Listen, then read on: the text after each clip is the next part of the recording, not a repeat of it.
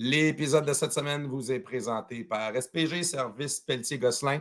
Je vous en parle à toutes les semaines. Vous savez qu'ils peuvent vous aider si vous avez une petite organisation, une association, une OBNL qui a besoin de support pour sa permanence. Hey, saviez-vous que SPG existe depuis 1986? Ça fait presque 40 ans. Donc, c'est de l'expérience qu'ils peuvent mettre à votre service pour vous aider à être plus performant et plus au service de vos membres, puis pas être pris dans la paperasse et l'administration de la chose. Et on remercie également Molson Coors qui nous a fourni les breuvages au tailgate. Au dernier tailgate, on avait les Coors Seltzer, on avait la Coors Light que nos membres ont pu savourer pendant le beau tailgate qu'on a eu vendredi dernier, Friday Night Lights. Et vous pourrez aussi venir nous voir samedi prochain. On va être là de bonne heure pour le match contre les Rouges. Bonne émission tout le monde.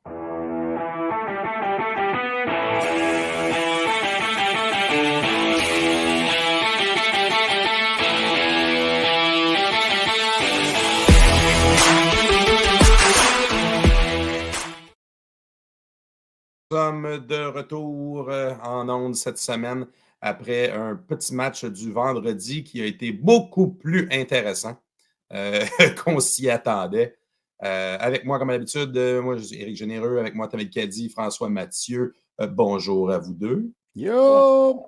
Donc, on était tous au stade vendredi dernier. Super belle soirée, sauf qu'à la fin, il s'est comme mis à mouillasser. Hein? Ça a été, François, tu as fait des entrevues dans l'eau. Oui, tu le vois, les entrevues, c'est drôle. Puis il commence à mouiller quand je suis avec le bourgeon. Les trois. Gourgon le bourgeon. Ouais. Les trois ont été très généreux. Puis tu vois, quand je fais mon intro qui est à la fin, là, tout le monde en arrière de moi avec les parapluies. Hein, mais...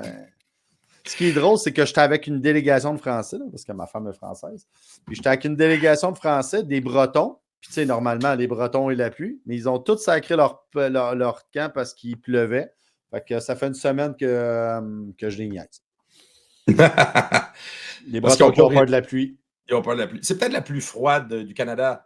Hein, non. Pourtant, je pense que c'est des chachottes.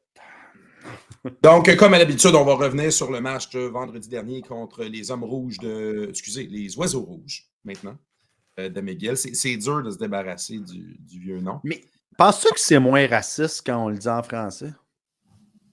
Fuck all. Non, parce que, tu sais, Redman, il y a une connotation, mais c'est peut-être le speak white, effet speak white. Tu sais, quand on le dit homme en rouge, je sais là, que c'est une traduction pour moi, donc c'est un anglicisme. C'est pas homme en rouge, c'est homme rouge. Ouais, c'est vrai, nous autres. Ouais, mais c'est pour ça que moi, quand je l'écris, j'écris homme en rouge. Tu vois, c'est plus raciste pendant tout. Ah, là, t'es complètement ailleurs. Ah, c'est plus là, ça n'a pas rapport. Il y a du dédouanement, là. On vient de se dédouaner complètement. Là, t'es complètement ailleurs, c'est ta propre création, ça n'a rapport avec rien. Ouais, bon, ben, je vais continuer. Mais là, c'est les Oiseaux Rouges. OK. Donc, c'est ce que c'est. Donc, vendredi dernier, donc un petit retour là-dessus. On va évidemment faire le tour des autres matchs au Québec et au Canada la semaine dernière et on va préparer l'affrontement de ce samedi, le fameux match de différentiel. C'est rendu ça à chaque année pratiquement, contre les Bruns qui descendent la 20 cette fois-là pour venir au Sepsum avec un point. Il monte la 20. Oui, il remonte le fleuve, c'est vrai. Je sais. Je comprends que c'est contre-intuitif. Contre-intuitif, je le sais. Mais je te la donne, celle-là. Bon point.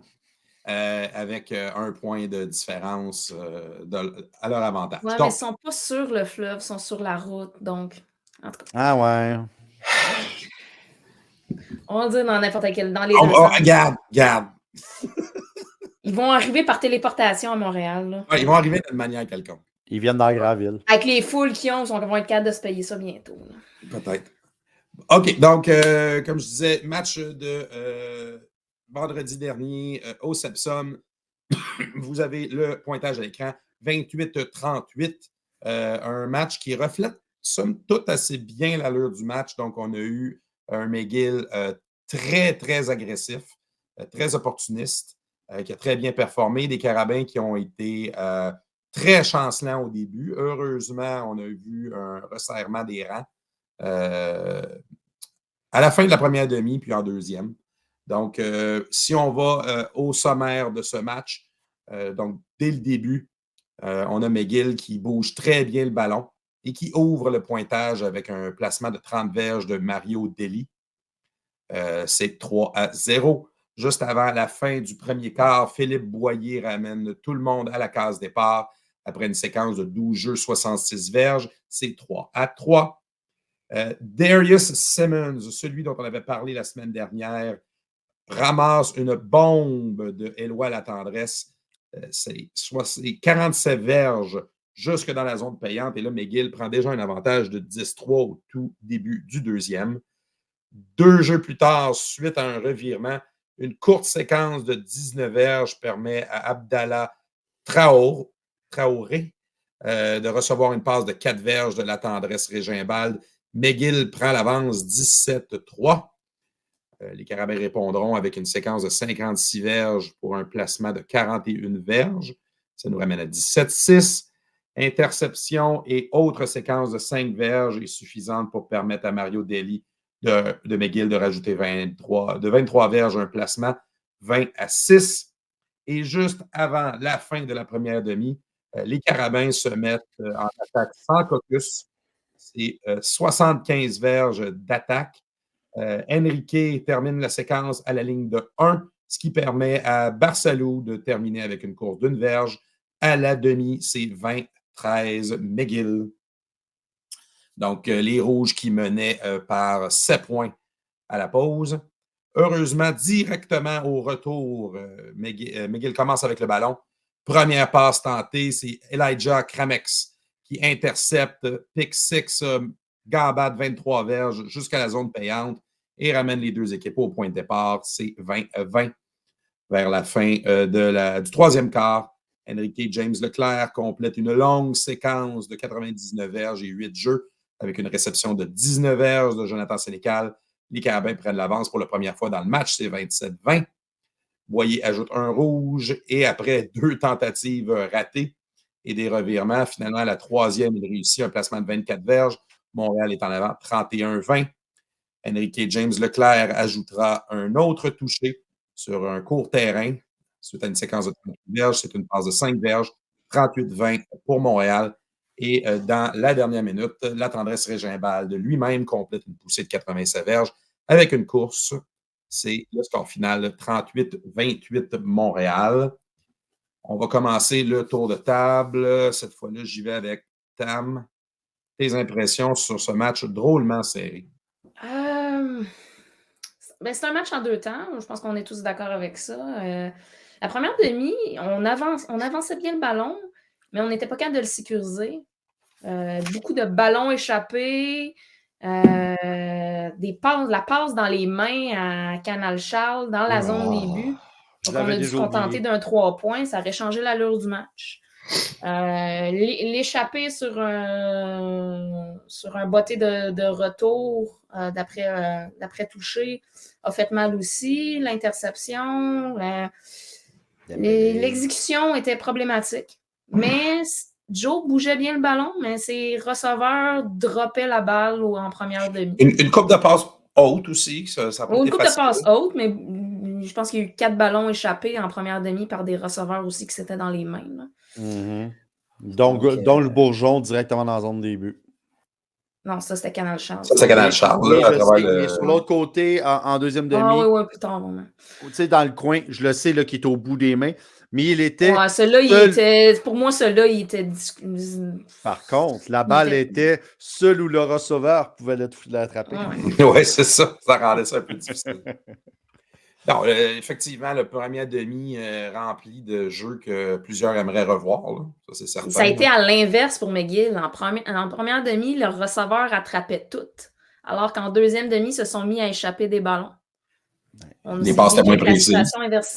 Non, mais il y en avait aussi qui étaient dans les mains, puis ça a été échappé, puis qu'on n'avait pas de couvreur proche, que si le receveur l'attrapait, on était dans la merde. C'est arrivé une couple de fois, ça aussi, dans la deuxième demi pour McGill. Donc, je pense que c'est des deux côtés, pas au même moment.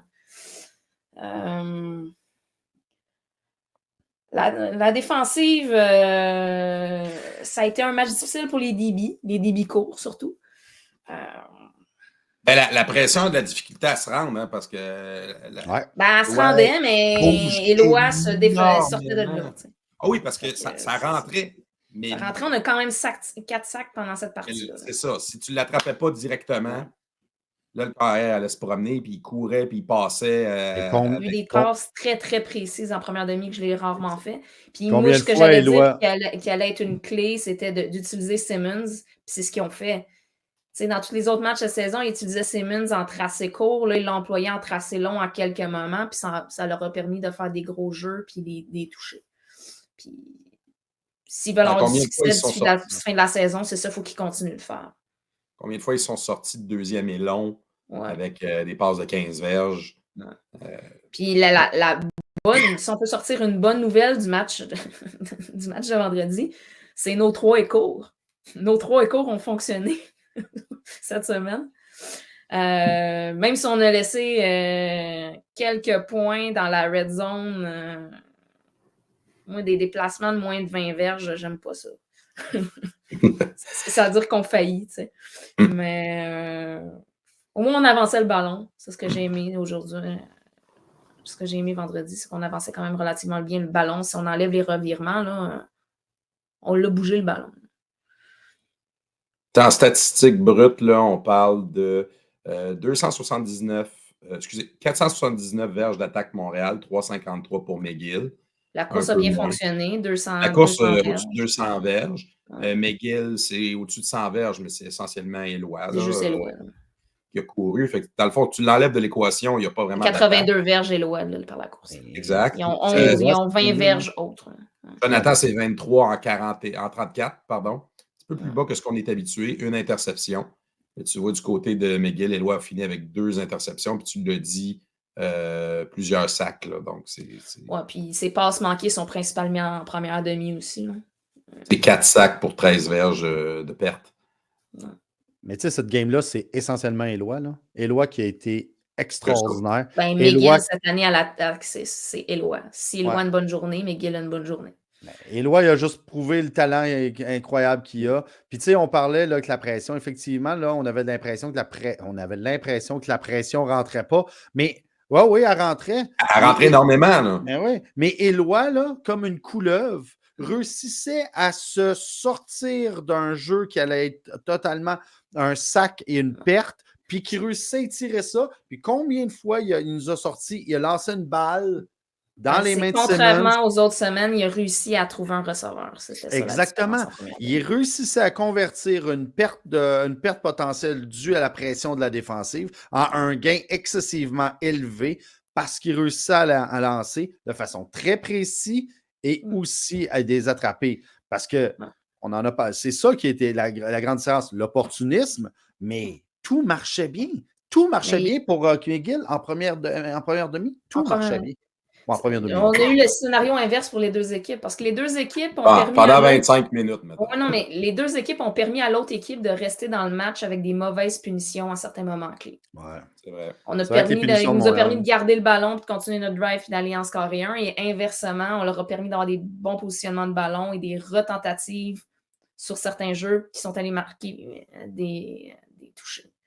Donc, je pense que les deux équipes ont du travail à faire là-dessus. Mais tu sais, là, on parle de 10 pénalités, McGill. Ouais, mais c'est pas tant le nombre, c'est le moment de ces pénalités-là. Puis c'est des pénalités d'indiscipline. Beaucoup d'hors-jeu. Mais les plus qui ont fait mal, c'est l'indiscipline. Tu sais, le jeu finit, puis là, tu vas baver l'autre, l'arbitre lance, 15 verges. La séquence était finie, là, tu sais. Les deux côtés. Donc... Montréal a été brouillon sur un crise de temps, là. Tu sais, Moi, je me serais attendu un meilleur début de match. Là. Moi, c'est tough les débuts cette année. Mais attends, le pire, c'est que le début de match, là, le jeu au sol marchait super bien. On dit, voyons donc, Chris, le ballon se bougeait. On dirait que la première. Mettons les 6 premières minutes, OK? Sans être parfait. Bon, ben, le jeu au sol va bien. Il y a un bon play calling où justement on est capable de mixer les deux entre le jeu au sol et le. Tout va bien jusqu'à temps qu'on se mette à échapper les ballons comme des idiots. Puis la première qui a fait mal, c'est vraiment celle de Canal Charles. Je ne veux pas personnaliser la problématique parce que tous les receveurs ont eu une main pleine de béton, là, des mains de béton. Mais on dirait que ça a comme. On dirait que ça a cassé. Ben oui, ils ont tous échappé. La Rose en a échappé, Gourgon en a échappé, ils ont tous échappé. Puis là, James Leclerc en a échappé aussi. oui, Riopelle, Name it, ils Non, ont tous Riopelle n'en a échappé. pas échappé. Ah, je suis sûr que oui. Non, Riopelle a eu un bon match, il n'en a pas échappé cette semaine. Il a sûrement échappé un ballon dans les mains de la Rose. Mais non, mais ce que je veux dire, c'est que, tu sais, ça allait bien, puis à un moment donné, la chaîne a débarqué, mais a vraiment débarqué. Mais là, littéralement débarqué. Puis c'est en plus des échappés, c'est que là, tu t'en retrouvais à jouer. On dirait que les joueurs se mettaient à jouer avec une certaine nervosité. Exactement ça, Eric. Nervosité. L'échappée après Dembélé qui échappe le ballon. Après le retour de Botté qu'on échappe le ballon. Depuis qu'on échappe des ballons, c'est boire le Chris. L'interception. Il y a comme eu 3 séquences de suite où tout allait de travers. Donc, soit que. La défensive nous a gardé dedans, parce que ça nous aurait pu nous coûter plus cher que les 4. Après ça, tu as comme eu 4 séquences de suite que. Qu'est-ce qui se passe? On ne fait pas ça d'habitude. Là.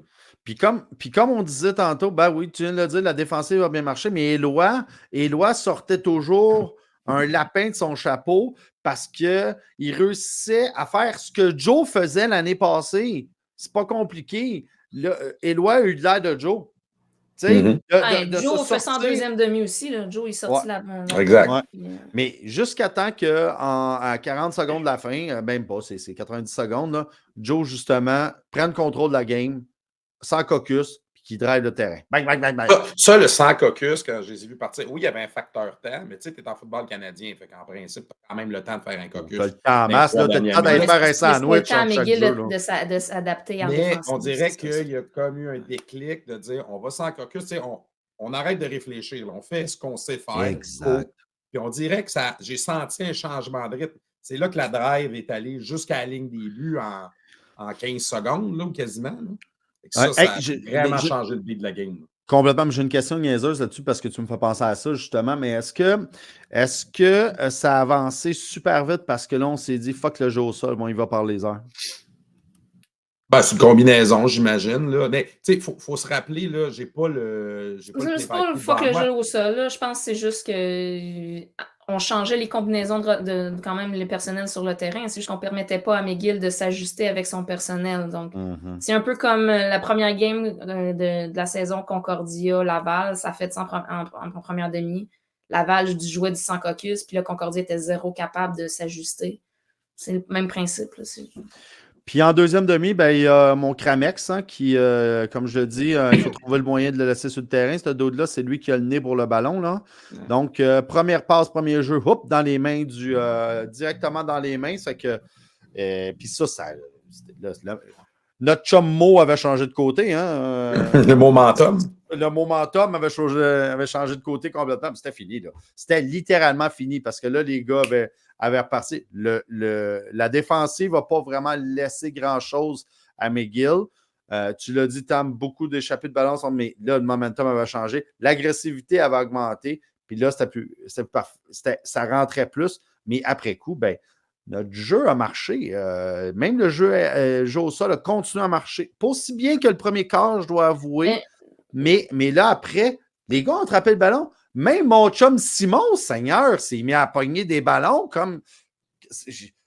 Il a eu sa meilleure game de l'année en pognant des ballons, puis directement à l'endroit où il est supposé, ce qui veut dire sa ligne de mêlée, ben pas sa ligne de mêlée, sa ligne du poteau, diverge, pang en plein centre, 3-4 balles, un après l'autre.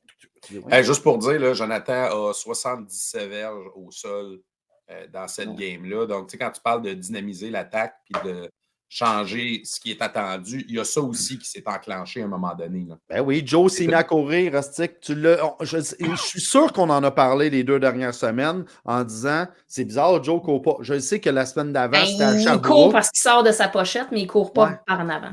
Exactement. Tu te souviens, on se souvenait que des années passées, comme tenu qu'on n'avait pas de Joe au sol, le jeu au sol, c'était Joe. Puis dès Joe devenait une menace aussi par les jambes, bien là, la défensive, ça avait de la misère à s'adapter. Puis hop, le ballon part. Mais c'est aussi ça, nous autres, qu'on a eu de la misère avec la tendresse. On a eu exactement la même problématique lors de la première partie de l'année. Même si ça avait fini 47-2, Ben, on avait eu du trouble avec lui. Je vous rappelle qu'il avait drivé le terrain sur la première drive, puis qu'on avait fait un pick six, pas un pick six, un pick direct dans son début. Ouais, ça aurait été différent si Enrique James Holker avait été habillé contre Laval. Oh là là là là là là là. Hey, y a-tu eu une autre grosse soirée? On l'a eu ça de ses stats? Ah oui. Oui, on l'a. Lui, c'est 6 attrapés, 94 verges, 2 touchés. 2 touchés. Et pour répondre à la question que tu m'as Il posée, tire la def. François, c'était le jeu juste avant le toucher de Barcelou. C'était un catch de 47 verges. Il y avait de la moitié du terrain. Ben, tu vois, hey, imagine, puis en plus, là, on l'a revu, hein?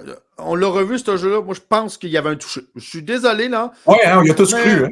Ouais, mais je pense qu'en théorie, Enrique a 3 touchés. Je ne veux rien enlever à notre chum Barcelou, là, mais 3 touchés, là. Hein, il était dans la pôle. Il était sur la pôle.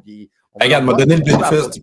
Vous me connaissez, m'a donné le bénéfice du doute au ref. Il était mieux placé que moi. Oui, tu as raison. Puis dans les faits, ça ne change rien. Le toucher, il est fait. Le petit Barcelo, hey, il y a un truc qu'on a, encore une fois, un porteur de ballon différent qu'on n'avait pas vu la semaine d'avant. C'était le gars de. Si je me souviens plus je le dis. On a vu Keta qui est revenu au jeu, puis il y avait Jamal Louis aussi. Jamal Louis cette semaine, hein, celui qui était le meilleur porteur de ballon il y a 3 ans, 2 ans. Pour un collégial avec Anne Six, si je me souviens bien.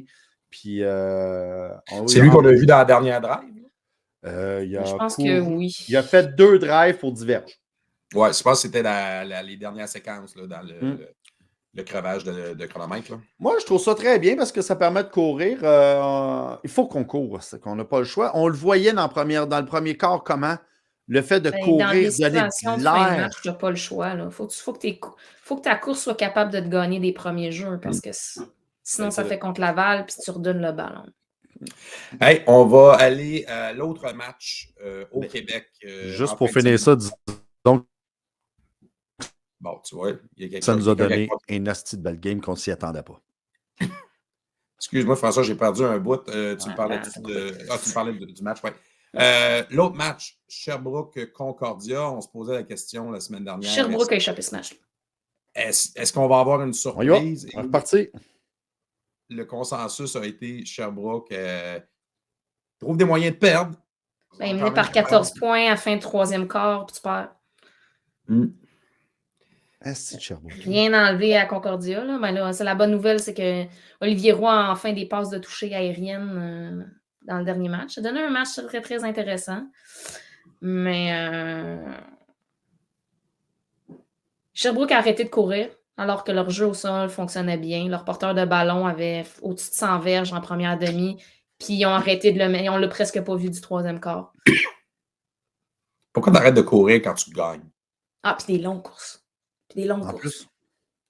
Plus que 200 verges par la course. Là, tu sais, là, c'est d'essayer d'être trop intelligent pour ton propre bien. Ça leur donne de l'expérience. Là. Ils vont grandir de ça, je suppose. Là. Moi, je ne l'ai pas vu la game, là, mais est-ce que c'est à la fin, c'est Laval, pas Laval, c'est Sherbrooke qui l'a échappé ou c'est c'était. Il restait, je ne sais pas le temps exactement, je pense qu'il restait 2 ou 3 minutes. C'est 27-21 Sherbrooke. Concordia drive le terrain, score. Au lieu de se dire, OK, je fais le 1 point pour égaliser, ils sont décidés d'aller pour le 2 points. Ils l'ont eu. Fait que là, ils menaient par 1 point. Là, Sherbrooke a essayé de faire avancer le ballon, ils n'ont pas reçu. Ils ont redonné le ballon à Concordia. Sur un court terrain parce que les autres ils étaient profondément dans leur zone, sont allés sur le troisième essai, ils ont perdu le ballon. Fait que là, c'est un terrain court. Concordia a remarqué parce que c'était serré ce match-là. Là. Plus que le score qui était là. C'est ça. Quand tu mets 2 équipes bizarres ensemble, ça donne des bons points. Ton micro est fermé, mon Eric. Et voilà. Si tu me parlais un peu de l'Atlantique, Tam, BU, Saint-FX, ça va l'air intéressant. Ça a fini en double prolongation. Bishop est sorti de là avec la victoire. Ça a été très, très serré comme match. Là. Ça a été des échanges d'avance pas mal tout le long de la partie. BU est encore invaincu. Ils sont sûrs de finir premier dans l'Atlantique. Donc, dans 2 matchs à domicile. Donc, pas de voyagement. S'ils se rendent jusqu'au bout aussi. Ça c'est intéressant en tabarnak pour Plus BU, la demi-finale canadienne c'est eux qui c'est l'équipe de l'Atlantique qui la reçoivent. Pour vrai, les étoiles s'alignent pour eux autres, là. C'est à eux de garder leur momentum puis de grandir de leur match de la semaine d'avant où ils se sont assis sur leur bécune puis que l'autre équipe a remonté, là. Je pense qu'ils peuvent ressortir de ça puis grandir de ça. Ça devrait être eux qui sortent de l'Atlantique cette saison. Donc, on peut prendre pour acquis que BU joue toutes ses games, ses prochaines games à la maison. Puis que je pense qu'il leur reste une game de saison régulière à l'étranger, là, mais sinon, ils finissent la saison à domicile en plus, leur dernier match de la saison. Fait qu'ils n'auront pas de long voyagement à faire. Ça, c'est le fun, ça. La route de l'Atlantique passe par Lennox. Ah oui. Et de plus en plus. Ça va être la fun, ça. Il est à temps. Les Bisons qui ont perdu. Ouais, ça a été une surprise. Saskatchewan, qui depuis 2-3 semaines joue très bien, comme UBC d'ailleurs.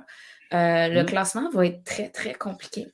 Mais là, moi, là, à toutes les semaines, je suis absolument pas le classement. Tout ce que je vois, c'est tout le monde qui bat tout le monde, qui bat tout le monde. Mais là, il y avait juste les Bisons qui n'avaient pas perdu. Mais là, c'est fini. Il n'y a rien à faire dans cette division-là. C'est surtout des bons matchs, là. La game Calgary-Regina, ils vantaient comme le tabarnak, là. Toutes les bottées de dégagement ou quoi que ce soit. Ça prenait quelqu'un qui tienne le ballon sur les bottées d'envoi, bottées de dégagement. Tu perdais un bloqueur là-dessus parce qu'il vantait juste trop. Il y a eu plein de rouges à cause de ça. C'était dur de lever des longues passes, là. Du football canadien. C'est resté relativement bas pointage pour ce duel-là. Hey, le Panda Game, là, ça devait être débile. 32-35. Ça s'est joué à la fin. Il y a eu beaucoup d'échanges d'avance. Il fut un temps où Carleton avait, je pense, 14 points d'avance dans ce match-là. Puis ils ont échappé cette game-là. Ils ont essayé de revenir. Ils ont manqué de temps. Ils ont oublié de prendre un temps mort où il n'en restait plus. Puis c'est ça. Il y a encore une bonne foule. C'était un bon match. Mais tu sais, là, les GG, je pense que ça fait 6 d'affilée qui gagnent. Là. C'est bizarre parce qu'en théorie, c'est Carleton qui a un meilleur club. Fait que, je suis pas d'accord. Ouais. Okay. Ils sont sensiblement le même calibre. Là. Ils s'échangent le lead d'année en année. Hey, York a battu. En fait, les GGs, depuis qu'ils ont switché de corps arrière, ça fonctionne mieux. Là. Ils ont benché leur vétéran puis ils ont mis le jeune. Puis ça fonctionne depuis ce temps-là. Je vois que York en a gagné une. À la boy. Windsor a perdu sa première game de la saison contre Guelph.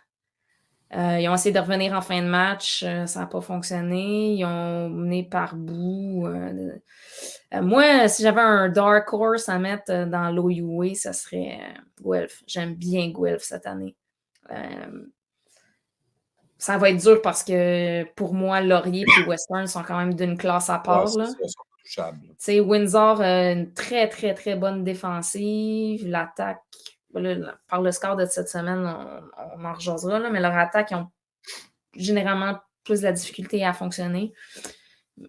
Mais j'ai hâte de voir qui va finir. Qui va finir premier, qui va avoir le bail, puis ça va être quoi les match-ups après, parce que l'avantage du terrain va être super important pour donner l'avantage de la foule là, en Ontario. Là. All right. Donc, ça nous amène à cette semaine. On va finir avec notre match. Y a-t-il des choses que tu surveilles en particulier cette semaine, Tom? J'aurais voulu surveiller l'Ouest, mais l'Ouest est en bail de Thanksgiving, comme 3 équipes en Ontario aussi. Parce que l'Ontario finisse une semaine plus tôt que nous aussi. Donc, vu qu'ils ont des 8e de finale à jouer, des quarts de finale à jouer avant de fonctionner. Mais il y a quand même quelques bons match-ups que j'ai hâte de voir ce week-end. Laurier-Windsor, ça risque d'être intéressant comment Windsor va rebondir, comment Laurier va faire contre cette défensive-là aussi. Sinon, c'est à peu près ça avec tout le monde en congé. Hein. Ça ouais. Parce que même les match-ups, le match-up Mount Allison, St. Mary's va être intéressant aussi pour voir le reste du portrait en Atlantique. Saint-Effect, c'est pas encore assuré de terminer deuxième. Là. C'est pas décidé. St. Mary's a une meilleure fiche qu'eux à présent, parce qu'eux, ils ont commencé avec le bye, donc ils ont moins de matchs joués. Là. Donc, j'ai hâte de voir ça là-dessus. Acadia a quand même une bonne saison, même si leur fiche ne montre pas ça, avec beaucoup de matchs serrés cette année. Pour venir causer des troubles à fête. Le portrait n'est pas décidé en Atlantique. Je ne sais pas qui va se faire éliminer finalement.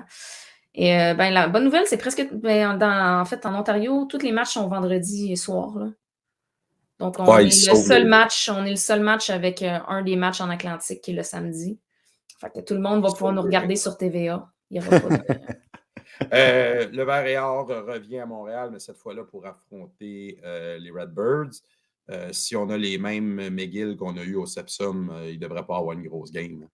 Non, mathématiquement, Sherbrooke n'est pas encore éliminé, là, mais ça leur prendrait 2 victoires dans leurs 2 derniers matchs pour que ça arrive, puis il leur reste le Rouge et Or à affronter. Donc, au moins, ils sont éliminés. Ils vont peut-être essayer de tout donner celui-là juste pour, sur l'honneur, essayer d'en gagner une avant de terminer l'année. Mais je pense que McGill, eux autres, sont en mode préparation pour les séries. Puis, s'ils sont capables d'établir leur jeu au sol, ça devrait ce qu'ils n'ont pas vraiment fait comme nous autres. Puis McGill non, mais c'est parce que Sherbrooke me permet ça aussi. Là. En tout cas, ouais, c'est ça. OK, donc ça nous amène à Rouge et Or Carabin Part 2. Donc, pour un petit rappel, lors du premier affrontement cette saison à Québec, le Rouge et Or l'avait emporté par 1 point, ce qui fait que présentement, le Rouge et Or est à 6 victoires, aucune défaite. Les Carabins sont à 5-1. Donc, advenant que les Carabins l'emportent... ils sont à 5-0, ils ne sont pas à 6. Ils sont à 5-0, pardon. C'est vrai, eux autres, ils n'ont pas pris ils ont encore des matchs à jouer. Mais ils sont invaincus. Donc, advenant que les Carabins gagneraient, c'est le différentiel de points dans les matchs entre les deux équipes qui devient le bris d'égalité. Donc, présentement, le Rouge et Or est à +1. Donc, on s'entend que si les Carabins gagnent par 2, ça règle la question. Donc, aussi bien dire qu'il n'y en a pas de différentiel. Si les Carabins gagnent, ils vont prendre l'avantage. À quoi on s'attend? On a les statistiques au tableau. Lors du dernier match, on a eu un Rouge et Or qui est parti en feu.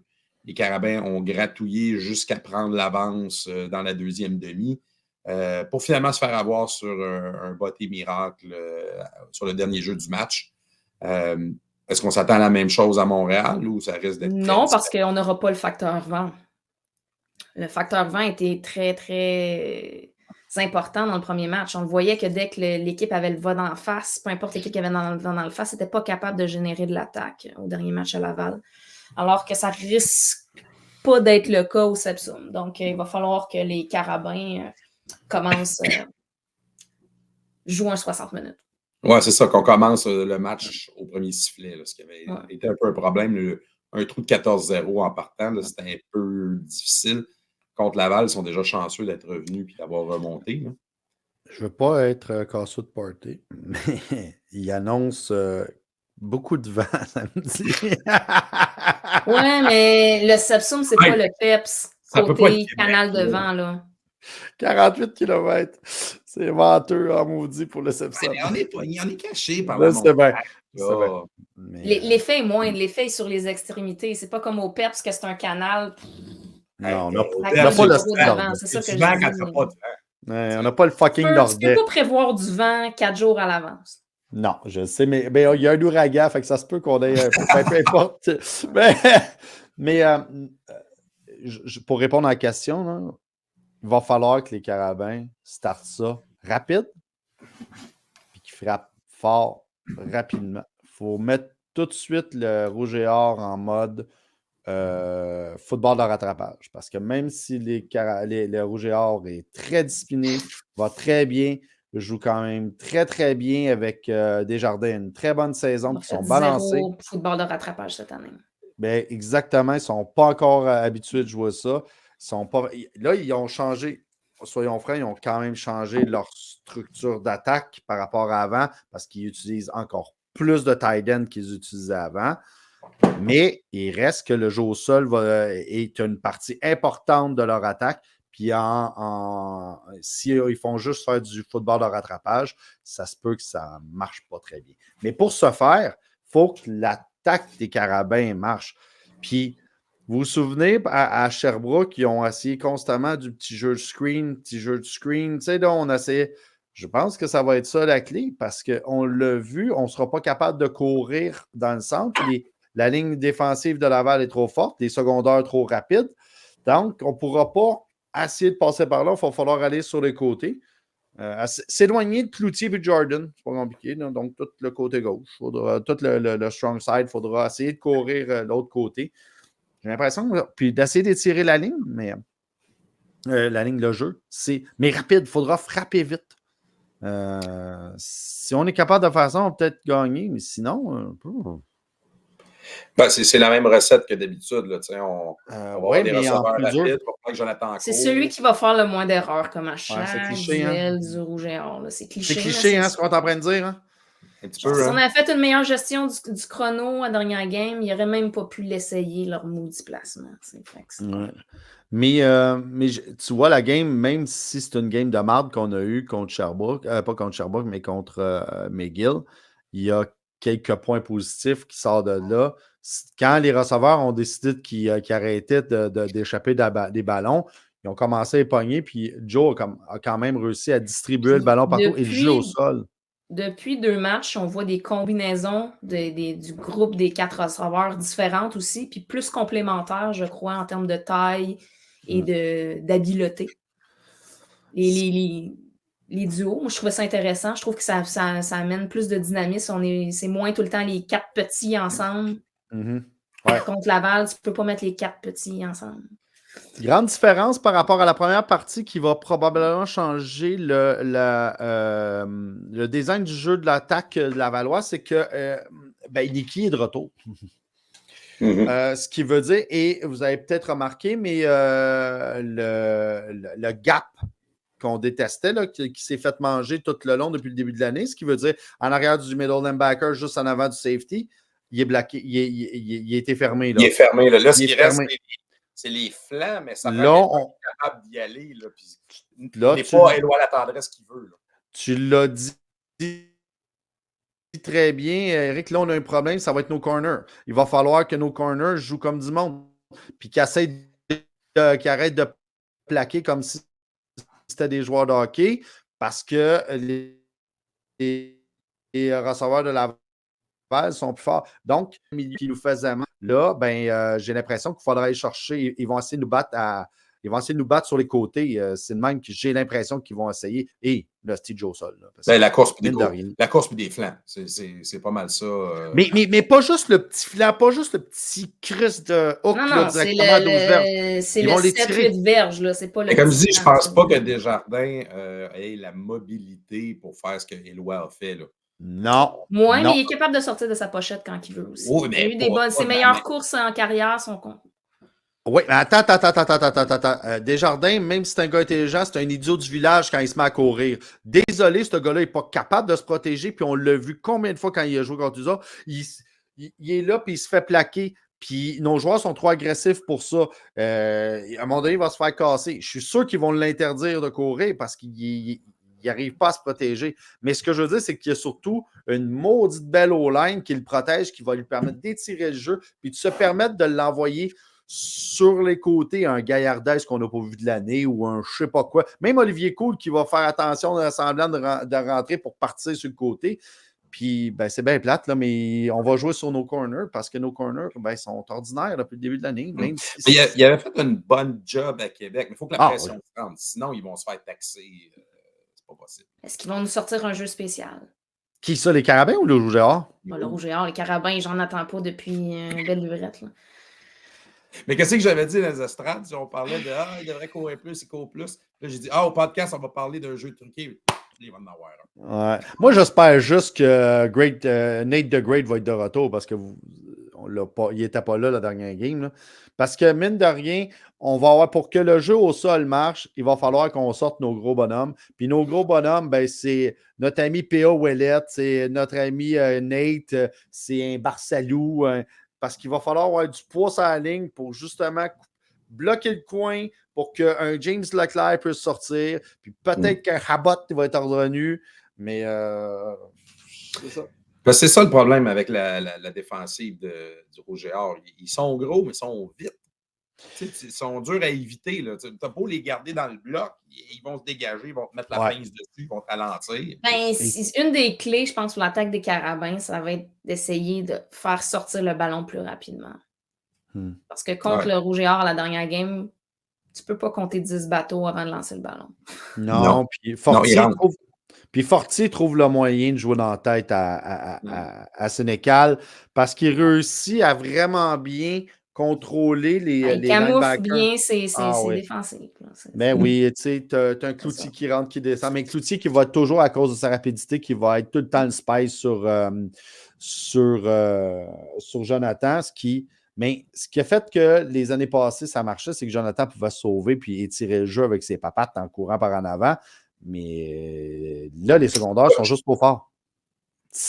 On n'a pas la même bébite défensive devant nous autres.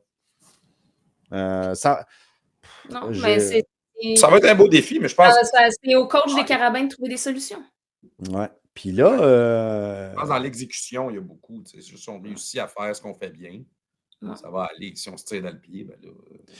Puis je continue à penser que les Carabins ont un avantage côté botteur parce que clairement, les deux batteurs de Laval, même s'il y en a un qui est un pied d'enfer, il manque cruellement c'est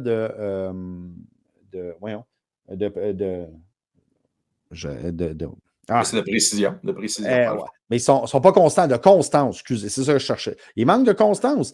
Tu sais, la dernière game, là, ben, c'est lui qui n'a pas grosses jambes qui a commencé à faire les bottées. Il en a manqué un. Fait qu'ils l'ont sacré dehors pour mettre l'autre. Puis l'autre, il l'a manqué. Fait qu'ils ont ramené l'autre. Puis, fait que c'est la chaise musicale du kicker. Là. Oui, c'est ça. Mais ils n'ont pas tant de besoin que ça. De toute façon, c'est comme s'ils faisaient des. Non, ils finissent leur séquence. Par contre, lors de la dernière game, ils ont eu de la misère. Donc, il va falloir mettre de la pression. C'est ça que je me demande, c'est qu'on met de la pression comment, ce coup-là? Par le centre ou par le côté? En tout cas, je ne suis pas prêt à ça. Je me demande quel genre de défensive. On y va-tu avec un 3-4? Moi, je pense que j'irais avec un 3-4, ce coup-là. J'irais vraiment avec un 3-4. Cette année, là, côté défensif, on a eu d'un match à l'autre, on a testé des affaires différentes. Donc, là, ça va être de prendre ce qu'on a eu de bon dans tous les matchs, ce qu'on a testé, puis les combinaisons. On a testé beaucoup de combinaisons de joueurs différentes aussi. Fait je pense qu'ils ont voulu évaluer le personnel qu'il y avait en place pour ce match-là. Ouais, le double safety avec Messiaen qui monte, là, mais c'est ça. Je sais pas comment ça va marcher. Je sais pas. Si les receveurs se mettent du tape dans les mains, on va gagner. All right. Fait que c'est un wrap pour cette semaine. On va finir là-dessus. Donc, le match est à Tam. 14h. 2h. Ta TV. Oui, ben, je voulais juste confirmer. Non, mais je te dis ça. Si tu veux juste dire TVA Sport, on le sait. Donc, passez nous voir, les membres montagnards. On aura évidemment les consommations. Merci, François. Donc, merci d'avoir été là. Merci à SPG. Merci à Mawson de nous avoir supportés. Si vous voulez encourager la cause, on se prépare à remettre notre bourse annuelle là, dans les prochains matchs. Donc, vous pouvez nous encourager en devenant membre des Montagnards à 40 $ pour la saison. Vous pouvez encore avoir les consommations. Ça vaut encore la peine. Il y a toutes les éliminatoires qui s'en viennent. Donc, pour nous suivre, les médias sociaux ou notre chaîne YouTube que vous regardez peut-être présentement. Merci beaucoup d'avoir été là et on se voit samedi prochain.